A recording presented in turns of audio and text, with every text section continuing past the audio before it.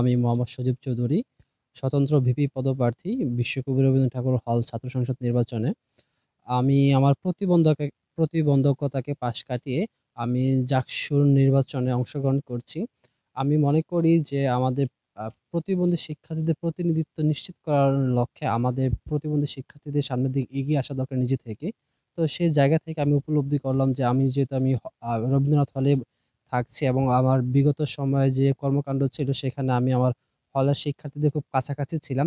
সেখান থেকে মনে হয়েছে যে আমি যদি এখানে দাঁড়াই তাদের প্রতিনিধিত্ব করতে পারি এবং আমাদের যে প্রতিবন্ধী শিক্ষার্থীরা আছে তারা যে প্রতিনিয়ত প্রতিবন্ধকতার শিকার হচ্ছে সেগুলো আমি নিরসনে ভালো ভূমিকা রাখতে পারবো। যেরকম আমাদের প্রতিটি আবাসিক হলে অ্যাক্সেসিবল ওয়াশরুমের অভাব একদম নেই বললেই চলে। আমার অন্যতম লক্ষ্য থাকবে যে অ্যাক্সেসিবল ওয়াশরুম নির্মাণ করা।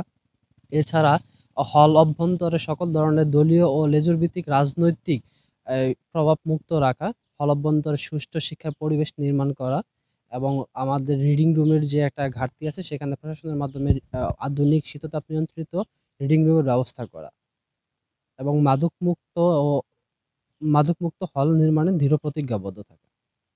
এখন পর্যন্ত যেই লেভেল প্লেইংটা ফিল্ড আছে আমার হল অভ্যন্তরে আশা করি যদি সমস্যা না হয় আমাদের সুষ্ঠু নির্বাচনের পরিবেশ বজায় থাকে সেক্ষেত্রে আমরা ভালো কিছু করতে পারবো।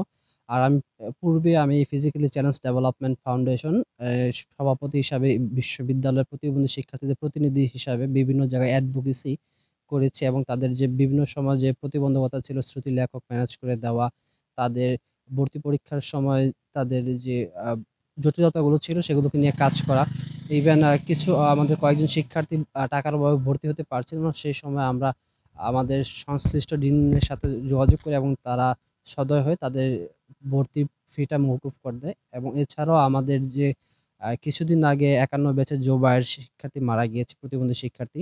ওর বিশ্ববিদ্যালয়ে ভর্তি থেকে শুরু করে শেষ পর্যন্ত আমি এটার সাথে সরাসরি যুক্ত ছিলাম ফিজিক্যালি চ্যালেঞ্জ ডেভেলপমেন্ট ফাউন্ডেশনের মাধ্যমে। আমি আশা করি যদি আমার সুযোগ হয় আমি আমাদের যে একটি কেন্দ্রীয় লাইব্রেরি আছে সেখানে আমাদের একটা বিশেষ পাঠকক্ষ রয়েছে। সেটাকে পূর্ণাঙ্গ আধুনিকায়নের জন্য আমি আমার জায়গা থেকে সর্বোচ্চ চেষ্টা করব ইনশাআল্লাহ।